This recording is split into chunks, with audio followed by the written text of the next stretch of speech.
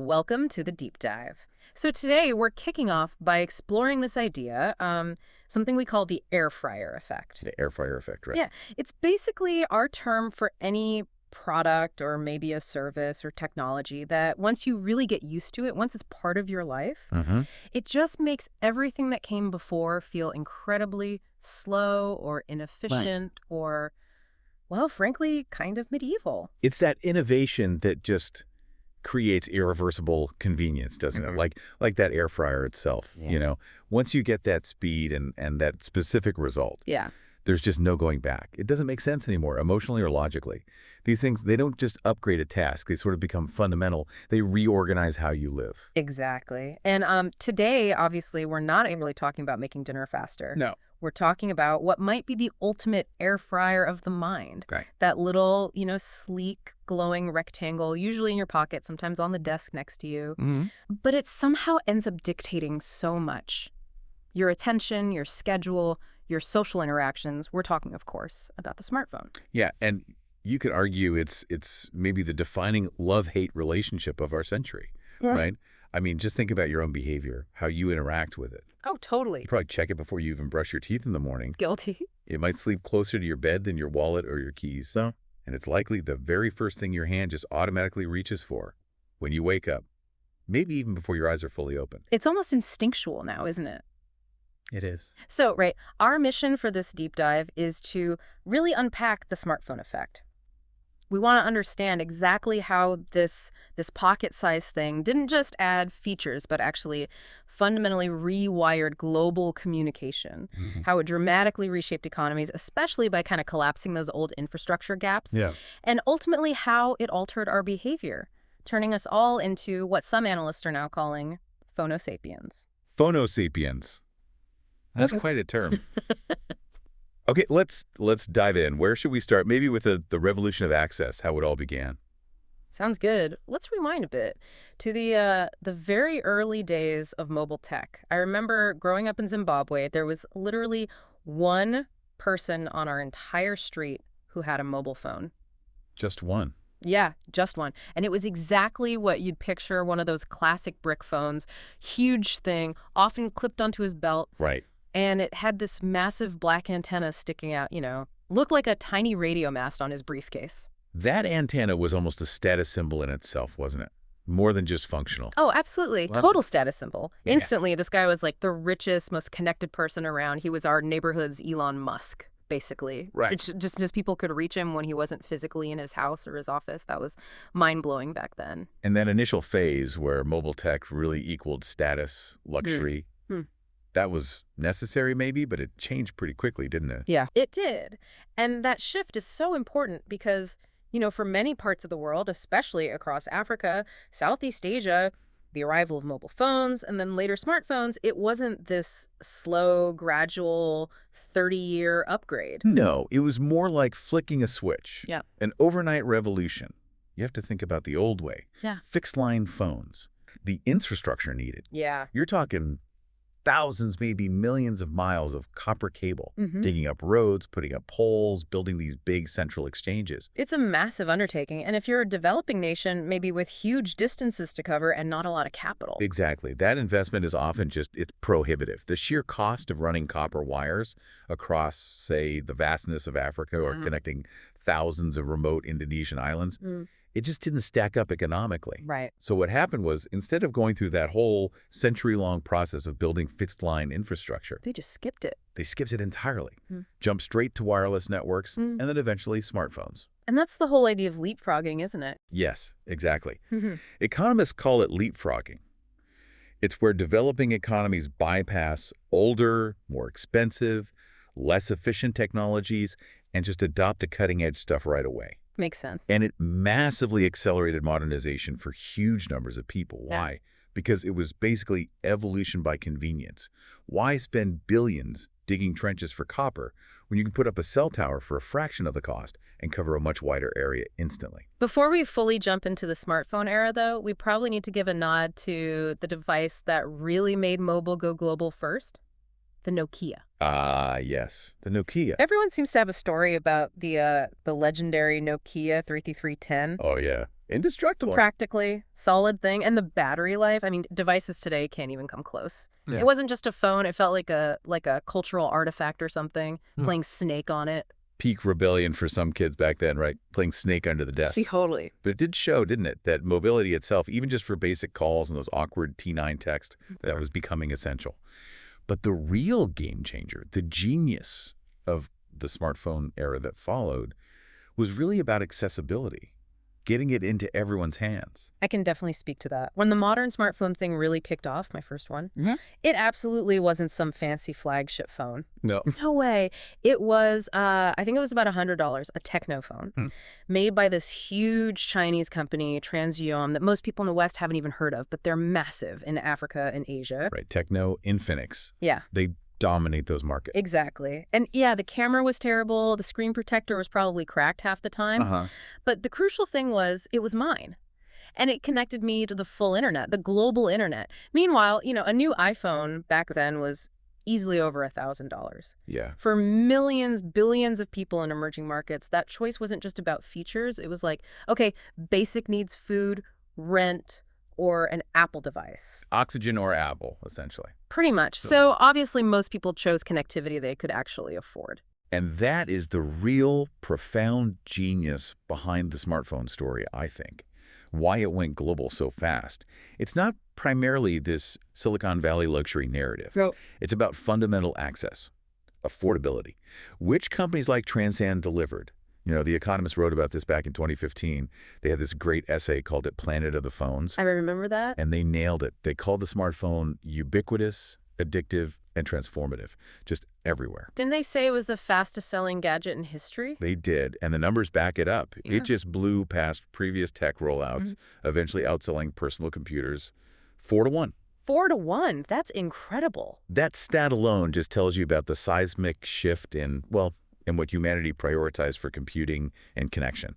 The core problem the smartphone really solved. It wasn't just about doing calculations or word processing on the go. It solved that deep human need for instant connection, total portability, and just seamless convenience, all wrapped up in one increasingly cheap package. That's the air fryer effect right there. Maximum impact. At its absolute most potent. Yeah. Okay, so if that was the outcome, this global revolution, let's trace the timeline a bit. How did we get there? We know the absolute origin. Alexander Graham Bell, 1876. That first call. Mr. Watson, come here, I want to see you.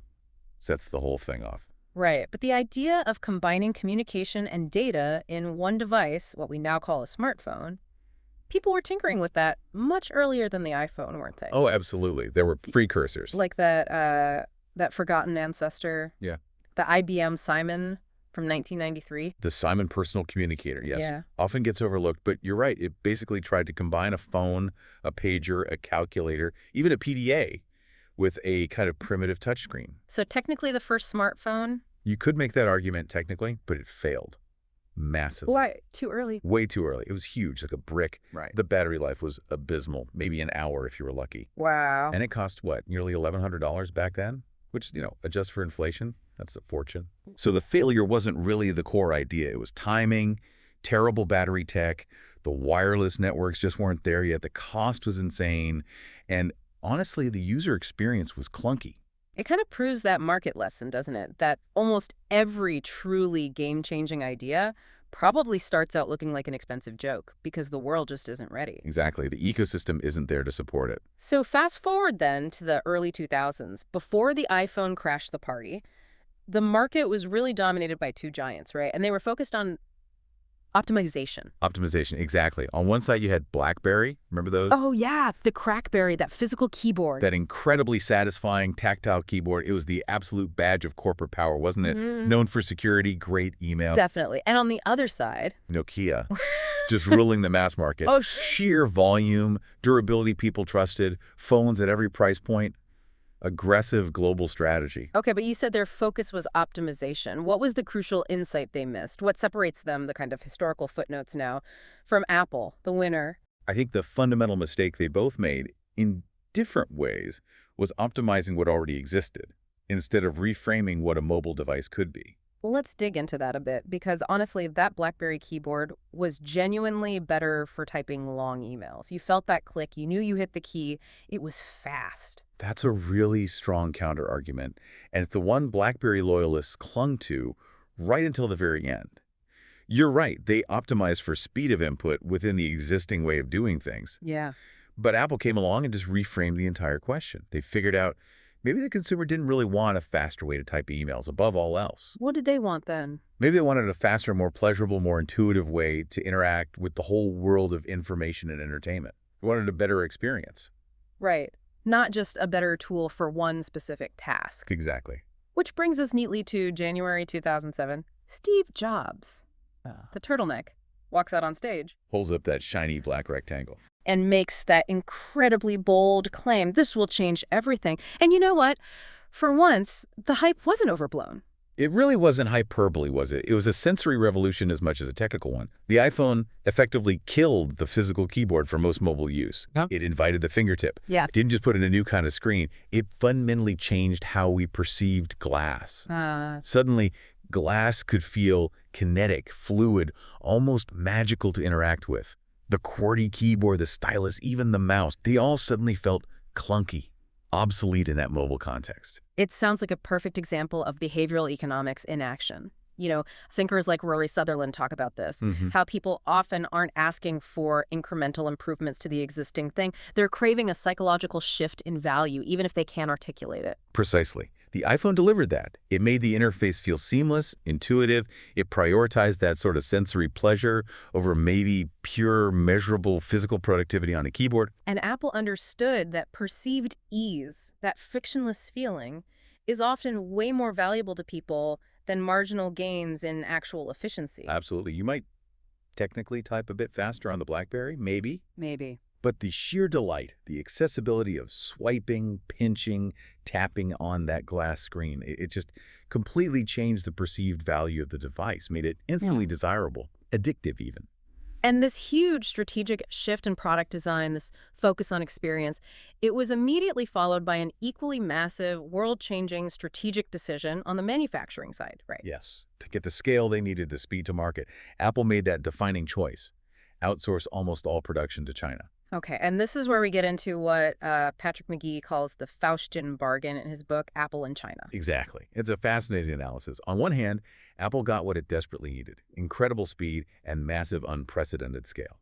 That allowed them to iterate faster, flood the market, and really dominate that emerging smartphone space almost immediately. But the bargain part, what was the long-term cost? The cost was strategic. Apple poured huge amounts of technical expertise resources into the Chinese manufacturing ecosystem. They sent thousands of their own engineers over to train local workers. Right. They paid for the incredibly specialized, often custom-built machinery needed to make these devices with such precision and at such insane volumes. And the scale of that training, the numbers are kind of mind-boggling. They really are. That specific detail is astounding. Through this massive investment, Apple basically, maybe unknowingly, created the most advanced, highly skilled electronics manufacturing workforce the planet had ever seen. Some estimates suggest Apple effectively trained a skilled labor pool of maybe 28 million workers across the whole supply chain. 28 million people. That's like an entire nation's skilled industrial workforce trained to Apple's extremely high standards. Pretty much. And of course, that expertise, that capability, it couldn't just be kept in a box labeled Apple only. Yeah. The inevitable result of this bargain was that Apple essentially planted the seeds for its own global competition. Apple's key suppliers, these giants like Foxconn, Luxshare, they soon started making phones and components for other companies too. Ah, okay. Suddenly, these new super aggressive players, Huawei, Xiaomi, that company we mentioned, Transaberration, they had access to world-class manufacturing, a huge pool of skilled labor, all at very competitive prices. So Apple engineered this incredible, technologically advanced tree. Yeah. But the fruit from that tree ended up feeding the entire forest. It was a genius move for short-term market dominance, maybe. Absolutely. But it fundamentally reshaped the whole global tech landscape, the economic power balance for decades to come. Without a doubt. But the competition wasn't just about the physical hardware, was it? At the same time, there's this other huge battle going on over the operating system, the software brain of the phone. Right, and this is where Google makes its absolutely crucial market-defining play. Let's jump back again, briefly, to 2005. This is 2 years before the iPhone launch. Google quietly goes and buys this tiny little startup called Android Inc. For peanuts, right. Like $50 million. Seems absurdly cheap now. Ridiculously cheap in hindsight. And their motivation apparently was just pure defensive fear. Fear of what? Google saw the writing on the wall. They realized if Apple, or maybe even worse, Microsoft, managed to lock down the mobile operating system, Google could lose its dominance in search. And crucially, its advertising revenue stream. They knew mobile was the future of computing, and they absolutely could not afford to be locked out, dependent on a competitor's gatekeeper to reach their users. So they needed to control the road, basically, even if they weren't making all the cars themselves. Exactly. And the decision they made next was radical, especially at the time. They decided to make Android open source. Okay, explain that for the listener. Why was making the software open source such a game changer? So open source means the underlying code, the blueprint of the software, is essentially free. Anyone can look at it, modify it, use it, distribute it without paying hefty license fees. Right. And this was the complete opposite of how the other big players were operating. Right. BlackBerry's OS, totally closed, proprietary, expensive to license. Apple's iOS, also closed, premium exclusive. Apple controlled the hardware and the software tightly. So if you were a new phone maker, say in India or China or Brazil, wanting to build a smartphone. You had a choice. Yeah. You could try to license something expensive and restrictive, like maybe Windows Mobile back then, or maybe try to build your own OS from scratch, which is incredibly hard. Or you could just take Android for free and build your phone around it. Focus on the hardware, the features, the price point for your local market. Wow. Android was open, it was free, it was flexible, and it rapidly became the operating system for basically everyone else. The rest of the world. It allowed hundreds of companies, from giants like Samsung down to tiny local startups, to jump in, innovate quickly, and churn out phones at literally every conceivable price point. So that decision fundamentally democratized the smartphone market, turned a potential duopoly into, well, chaos, but creative chaos. A technological democracy, you could say. And it's that openness combined with the manufacturing capacity that Apple had inadvertently helped build. That's the engine. That's why smartphones became truly ubiquitous, why you could suddenly buy one for $100 or even less in Nairobi or Delhi or Jakarta. That combination, maybe accidental collision is a better word, of Chinese manufacturing scale and Google's free open software. That's what fueled the global fire. Absolutely. Okay, so we've covered the access, the tech history, the manufacturing, the software wars.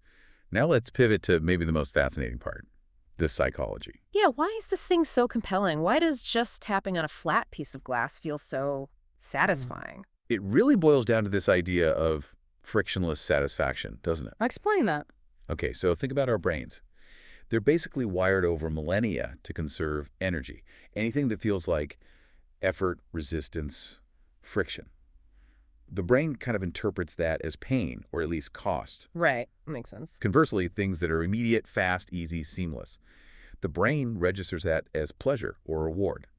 And the smartphone is the absolute master of eliminating friction. How so? Well, think about older interfaces, complicated menus, physical buttons you had to press just right, loading times. The smartphone, especially with touchscreens, just got rid of almost all of that. It's usually just a simple, immediate swipe or a tap, instant response. And that experience isn't accidental, is it? It's engineered. Oh, totally engineered. Every little interaction, that pull to refresh gesture you do instinctively now, the little ding of a notification, the subtle vibration in your pocket, they're all meticulously designed. They tap into the exact same dopamine circuit in your brain that things like slot machines use. Variable rewards. Ah, the variable reward loop. Like gambling. Exactly. It's incredibly effective for building habits. You don't get a reward, a message, an interesting news snippet every single time you check. But you might. And that unpredictability, that possibility, that's what keeps you compulsively checking back. Your brain craves that little hit of dopamine from the unexpected social validation or the novel piece of information. You used an analogy earlier about the Japanese toilet to explain this air fryer effect on our expectations of comfort. I thought that was perfect. Yes, the high-tech toilet. Think about it. Did anyone in history actually need a toilet with a heated seat, or a built-in bidet with adjustable settings, ambient background music, a deodorizer? Probably not essential for survival, no. Definitely not. These are objectively luxuries. But once you experience that level of optimized, personalized, utterly frictionless comfort, going back to a standard, cold, basic porcelain toilet suddenly feels primitive, almost barbaric. Like, how could people live like this? Okay, I see the parallel. The smartphone has done exactly the same thing to our expectations around information, connection, and just interacting with the world. Precisely. It didn't invent communication, obviously, but it completely reinvented how communication feels, the emotional experience of it. How so? It compressed distance to zero instantly. It turned every spare moment, every potential minute of boredom into an infinite scrolling feed of content. Novelty on demand. Right. And crucially, it turned every single person holding one into a potential publisher, a broadcaster of their own life, their thoughts, their photos, instantly available to a global audience or just their friends. That fundamentally changed our expectations of connection and presence. And as the Economist piece pointed out, these phones, they don't just connect us, they know us. Intimately. Yeah, that's a key point. They travel with you constantly, so they know your location, often in real time. They know who you talk to, what you search for, what you buy. Your health data, if you use wearables. Your heart rate, your sleep patterns. Yeah. And it's this intimate knowledge that allows the phone to act as that crucial bridge between the digital world, the world of bits, and the physical world, the world of atoms. Explain that bridge idea. Well, think about services that define the modern economy. The gig economy, for instance. How does Uber work? GPS, matching drivers and riders? Exactly. It connects an available driver nearby to a person needing a ride using hyper-precise location data, all facilitated through that slab of glass in everyone's hand. Or think about mobile payments, like M-Pesa, which revolutionized finance in Kenya. Right, turning a digital balance into real-world buying power instantly. Yes, the phone translates abstract digital information, location, identity, money into immediate physical world convenience or action. That bridge is essential. But this incredible connectivity, this seamless integration, it obviously creates a profound dependency, doesn't it? Absolutely unavoidable. The more frictionless and essential the tool becomes, the more lost we feel without it. We're seeing real psychological consequences now. Like nomophobia. Yeah. Nomophobia? It sounds like a joke, but it's a recognized phenomenon, the fear of being without your mobile phone. No mobile phone phobia. And when people lose their phone today, or the battery dies, the reaction often isn't just annoyance, it can be genuine panic, anxiety. Because it's not just a phone anymore. Exactly. This is what some call prosthetic consciousness. It's not just a tool we use, it's become like a digital limb, an extension of our actual selves. Our memory, our social life, our navigation skills, our very sense of identity. Prosthetic consciousness. Wow. Think about it. We rely on it not just for calls, but for remembering appointments, finding our way around, recalling facts, managing our money, even storing precious photos, which are like externalized memories. We've fundamentally outsourced huge chunks of our cognitive load, our mental functioning, to this device. And there are downsides to that outsourcing, right? If you always use GPS, maybe you stop building mental maps of your city. Yeah, potentially. If you instantly search for every fact, maybe your own knowledge retention suffers. It changes how our brains work. We're not just Homo sapiens anymore, using a tool. We're becoming Phono sapien. Our species is being subtly redefined by this technology, defined by the phone. And this deep reliance, this evolution, it has also delivered massive, undeniable economic benefits, hasn't it? Especially in those places that did the leapfrogging. Oh, absolutely. The economic data is pretty stunning, actually. Multiple studies, particularly across the developing world, have shown this correlation. If you introduce just 10 extra mobile phones per 100 people in a developing nation, that alone can boost the country's annual GDP growth by more than 1 percentage point. Wow, just 10 more phones per 100 people makes that much difference. It demonstrates the raw economic power of simply connecting people and allowing information to flow efficiently. It creates market transparency almost instantly. Give an example. Okay, think of a smallholder farmer in a rural area. Before phones, maybe they had to travel hours to the nearest town just to find out the going rate for their crops and hope the middleman wasn't ripping them off. Right. Information asymmetry. Exactly. Now, they can check real-time commodity prices on a simple app on a basic smartphone before they even leave the farm. That gives them negotiating power. Or fishermen checking detailed, localized weather forecasts before heading out to sea. That's not just about profit, that's about safety. It really is arguably the greatest democratizer of information, and maybe commerce too, since Gutenberg and the printing press. You could definitely make that case. And critically, it's cheaper to implement than rolling out universal television access or fixed broadband everywhere. A basic functional smartphone can be under $50 in many parts of the world now. $50 for a portal to essentially the sum of human knowledge, plus banking, plus communication. Plus job opportunities, education via things like YouTube. It's an incredibly powerful package for that price point. But, okay, we have to talk about the trade-offs. The dark side. This incredible liberation didn't come for free, did it? No, definitely not. There are significant, unavoidable trade-offs. We're constantly grappling with the side effects now, things like the erosion of privacy, the rise of surveillance capitalism, just the sheer mental fatigue of being constantly connected, constantly bombarded with information. That economic liberation seemed to come packaged with this new business model where basically we are the product. Our attention, our personal data, that's what's being harvested and sold. That's the core of surveillance capitalism, yes. We gained unprecedented convenience, but the payment, often invisible, was a degree of sovereignty over our own information. And this loops back again to the geopolitics and that Faustian bargain with manufacturing, doesn't it? Patrick McGee's work warns about this. It does. He points out that a company like Apple, which maybe once symbolized American innovation, rebellion, independence, now finds itself having to, as he puts it, dance to Beijing's tune in some respects. Because of their manufacturing dependence. Partly, yes, and because of market access. They have to comply with local regulations, like the requirement to store Chinese user data on servers physically located within China, potentially accessible to the state. So the very device that enables global connection and freedom of information for individuals also creates unprecedented opportunities for state oversight, for control, and gives governments significant leverage over these giant multinational tech companies. The convenience cuts both ways. We get frictionless satisfaction. And governments and platforms get frictionless surveillance. That's a stark way to put it. But yeah, that's the tension. That's the ultimate summary of the trade-off, isn't it? The smartphone empowered billions, liberated economies, connected the world. What? But in doing so, it cemented data as the new oil, the critical resource. And our finite attention became the new currency.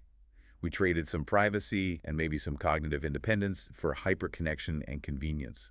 And despite knowing all these costs, all these trade-offs, the convenience is just permanent now, isn't it? We're past the point of no return. Seems like it. I mean, if you genuinely offered someone today a perfectly happy, functional life, but it had to be completely without a smartphone, no substitutes allowed. How many would take that offer? Very, very few, I suspect. The anxiety of being disconnected, being out of the loop, probably outweighs the ethical concerns or the privacy worries for most people now. The air fryer effect is complete. It feels irreversible. And maybe that brings us back to the core lesson here, the big takeaway from this whole deep dive, especially for the listener, maybe thinking about innovation or strategy. What's the main lesson? That the future isn't just built on technical inventions alone. You know, a slightly faster chip, a slightly better camera. Those matter. But the real breakthroughs, the ones that change everything, are built on strategically reshaping perceptions, changing how people feel, what they expect. Right. Jobs, Cook at Apple, Page, and Brin at Google. They didn't just build faster or cheaper boxes. They fundamentally reframed what we as users perceived as possible, as acceptable, as necessary in our daily lives. They turned a useful tool into something that feels like an extension of ourselves, an appendage. Just like the air fryer reframed our perception of how quickly and easily we could get crispy food without deep frying. Yeah. The smartphone reframed our perception of immediacy, connection, access to information. The old way doesn't just feel slow now. It feels fundamentally wrong, inconvenient to the point of being unacceptable. Exactly. And for you, the listener, maybe looking at your own industry or thinking about the next big thing, that's the key insight maybe. Great innovation often starts by making something that seems obvious in retrospect feel newly obvious. It identifies a friction you didn't even realize was bothering you and eliminates it. So the question to ask is, what inefficiency, what friction are we all just tolerating right now? What inconvenience are we putting up with? That some competitor, some innovator is already working on solving with such elegance, such intuitive design that once people experience the new way, the old way will suddenly feel barbaric. What subtle shift in the user experience is going to become the next absolute essential? The next thing we can't imagine living without? Maybe that's the real curiosity needed today. We kind of assume that tech will work eventually. So the interesting question isn't just if it functions. But why it matters? Yeah. Why it matters psychologically. Yeah. What unseen costs or benefits is it permanently baking into the system? What trade-offs are we implicitly accepting? That feels like a good place to land. The greatest technologies are the ones that fundamentally change our expectations, our baseline for comfort, for convenience, for connection. So that wraps up our deep dive today into the smartphone effect. From those early brick phones all the way to prosthetic consciousness. We hope this gave you some useful perspective on this little device that rules so much of the modern world. Thanks for joining us, and maybe leave with this thought. The truly powerful technologies aren't just the ones we choose to use. They're the ones we eventually find we can't imagine living without. And understanding that power shift is crucial.